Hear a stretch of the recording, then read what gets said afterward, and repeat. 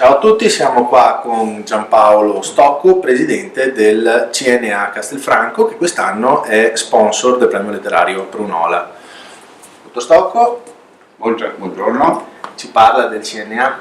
Sì, la CNA è un'organizzazione che da parecchi anni qui ha anche sede a Castelfranco Veneto, è un'organizzazione sindacale per gli artigiani e quindi si occupa sia per quanto riguarda problemi sindacali ma anche problemi per produrre e offrire servizi a tutto il sindacato e a tutti gli associati.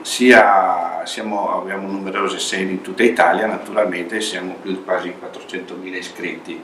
Qui a Castelfranco Veneto siamo 700 soci e ci occupiamo di servizi, quindi dalla contabilità, servizi a paghe eccetera, a tutti quelli che possono essere le richieste indotte per quanto riguarda tutta la grossissima burocrazia che abbiamo ancora come artigiani e che è presente, che diremo ci porta via una parte del nostro lavoro e anche dei nostri guadagni sostanzialmente.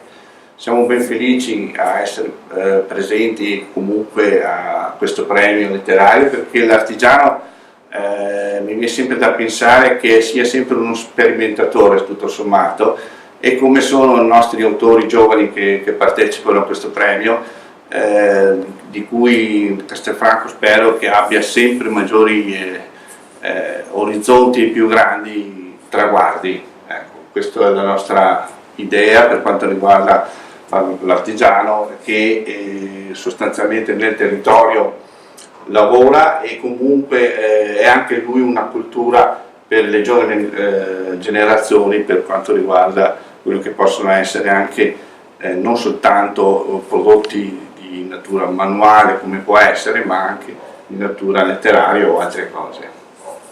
Allora, CNA ha accettato in maniera entusiasta di far parte del progetto Premio Letterario Prunola. Nel 2017 CNA ha tra l'altro pubblicato il libro Storie artigiane di Massimo Del Papa, che sarà esposto all'interno della Torre Civica durante il mese di marzo insieme a tutti i libri finalisti e dei giurati del Premio Letterario. Ci parla un po' del libro?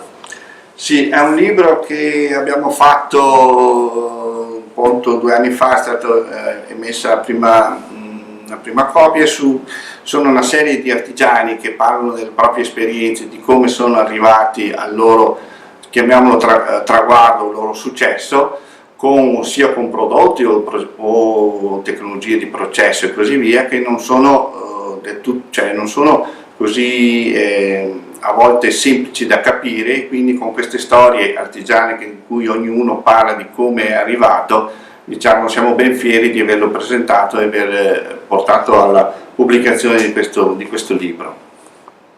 Gli artigiani comunque a CNA non ha sponsorizzato soltanto questo, abbiamo parecchie volte che nelle zone e nelle manifestazioni noi siamo sempre sponsor per queste cose per la cultura. Bene, quindi CNA in questo caso per la cultura. Come vi dicevo, il libro sarà esposto in Torre Civica, alla mostra Premio Prunola in Torre Civica, per tutto il mese di marzo. Noi ci vedremo col Presidente la serata del 30 marzo per la finale. Grazie mille. Grazie, arrivederci. Arrivederci.